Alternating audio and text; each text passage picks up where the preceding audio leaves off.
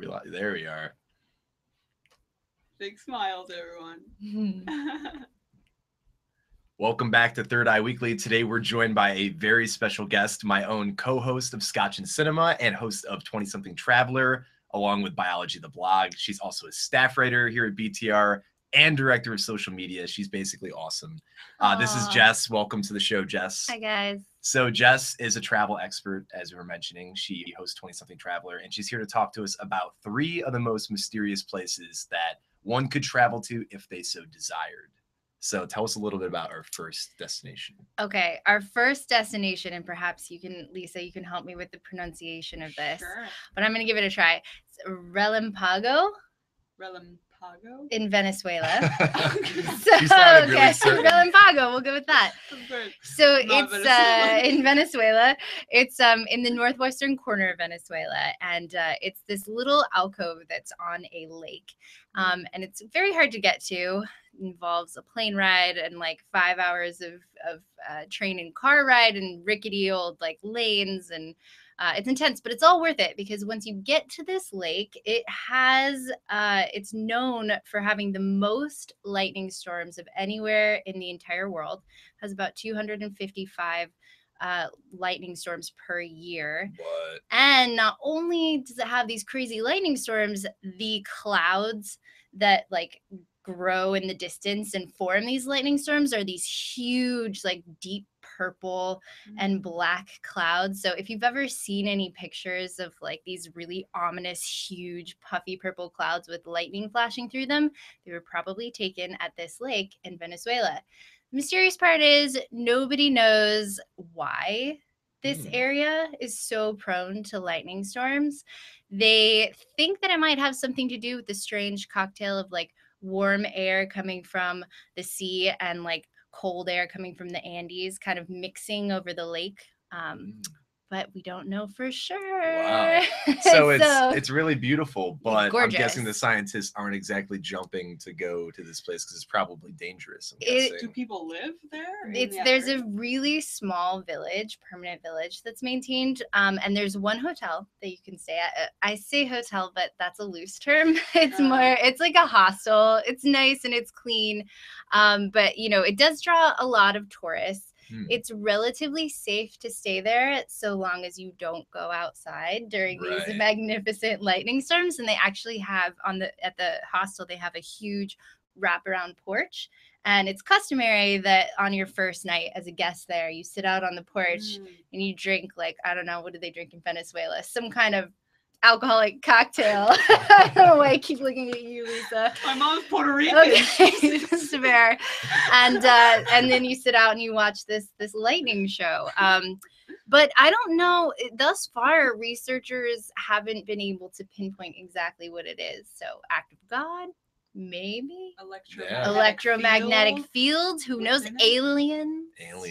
It remains to be seen. It would be such a bummer to make the journey all the way out there and then be there for that small portion of the year, the 100 days when there's no lightning storms. It's funny you bring that up because I read an account of a travel blogger that did exactly that. She spent like a month like traveling to this lake and she planned it for like 6 months ahead of time. And she spent 3 nights there. And those were 3 nights that the lightning storm did not happen. Now, it's still beautiful. Like, it's still gorgeous, but she didn't get to see any amazing lightning. I bet that's great for photographers. Yes. To capture. Yes. Awesome. It's one of the most picturesque, beautiful places on the planet. Wow. Gorgeous. I'm not in a rush to get there because I'm kind of terrified of lightning. Me too. Yeah. It's like one of my greatest fears. I got caught once when I was hiking in the Swiss Alps in a crazy lightning storm with my mom. You told me this story. Yeah, at the top of a mountain far above tree line, and all of our hair was standing on end, and we thought we were going to die. And we had to like, sprint down this mountain, like slipping and sliding and like twisted ankles. And we got to this shack just above tree line.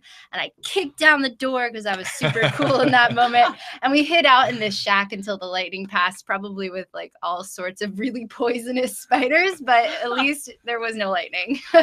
We were safe from lightning. So yeah, I've kind of lost my liking for lightning. Yeah, I don't blame you. Yeah. So what is another mysterious spot that we can travel to? Another mysterious spot. It is called Magnetic Hill. You can probably guess from its name where I'm going with this. It's in New Brunswick. So it was discovered in like the 1940s. And basically what happened was somebody was driving along this hill and they took their foot off the gas, and suddenly their car was seen to like roll backwards up the slope as if pulled by some magnet that was at the top of the hill. Now they didn't experience this sensation, but people that were looking at this car said it looked like it was going up this hill. So for a really long time, everybody supposed there was some crazy magnetic field underneath this hill. And in 2010, this kind of ruins the mystery a little bit, but in 2010, researchers finally proved that there was no magnet under the hill and that in fact it was an optical illusion. And the hill, though it appears like it goes uphill, it's actually sloping downhill. And it's all a matter of perspective. Now, there is an equation to prove this. Here we go. But I can't recite it. Like, I read it and was like, great, don't understand that. But if you are interested, there is a video called Impossible Motion that you can find on YouTube. And that will demonstrate the effect with these like 4 balls on a slope. It's kind of cool. Wow. So it's like not that mysterious, but also kind of really interesting. Yeah, really interesting. And like you should still go check it out. Yeah. Well, even the facts of physics can be just as mysterious. The relativity of where you are and motion. Yeah. Yeah, optical illusions have always been really mysterious to me. Even though you can explain them with logic, I suppose. I think they're mysterious. And can you imagine that big of an optical illusion taking place right in front of your eyes, so to speak? Like it's like 10 to 20 people can stand at this hill and like watch a car, not just a car, like a train, or not a train, a bus, like big vehicles appear to move backwards up this hill. That's nuts. I'm guessing they probably draw a lot of tourists out to that. Oh that yes, hill. it is a big tourist spot. And highly recommended. Yes. So our grand finale brings us to.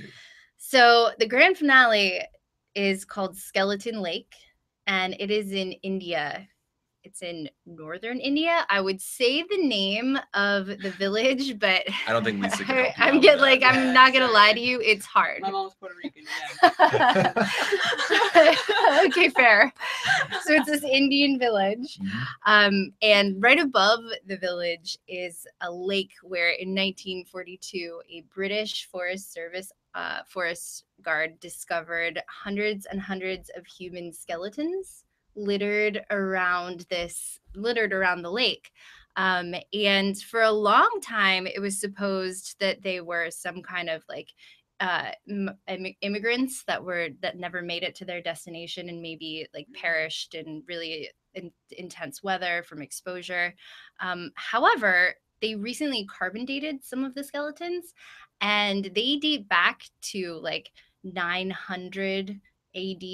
So it's way further back than anybody had been supposing. So what the cause of death is, what they're doing there, who they are, still very mysterious, but none of them have been touched. So if you want to, you can hike to this lake and see hundreds and hundreds of human skeletons. None of them have been touched? Nope. Wow. Are they preserved in any way? No, they're not preserved. I don't believe it's a UNESCO World Heritage Site yet, but I think that they're applying to be.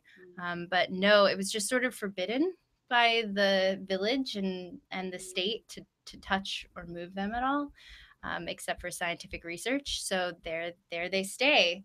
You can't see them year round. Sometimes they're covered in snow. Yeah. But in the warmer months, Skeleton Lake. So it's there. like, are we talking like tons of skeletons? Like tons. Like if you just Google Skeleton Lake, you'll see images, and there's just bones everywhere around this lake, like skulls, big bones, little bones, everything. Wow. Women, children, men. And no explanation. And no explanation. No reason. I'm going to go with my go-to explanation. Aliens. Yeah. That's so funny because that's my go-to explanation for everything in life. Yeah. Seems like a pretty safe bet most of the time. Yeah, I think so. I'm pretty sure that this is the Any Matrix. negative thing that happens. Or positive. Or positive. I don't want to like, Just call the aliens negative. Yeah, well, Yeah, no. that might lead You to wouldn't some wanna do serious that. trouble. And you join the skeletons at the lake. Oh boy. Well, on that note, Jess, thank you so much for joining us on the My show. pleasure. Thank you. She's got a great Yeah. article coming out this week called Magical Mystery Tours. Magical Mystery Tour, like the Beatles. Yes, you guys should all check it out and check out the company because they're awesome. Yes. All right. Awesome.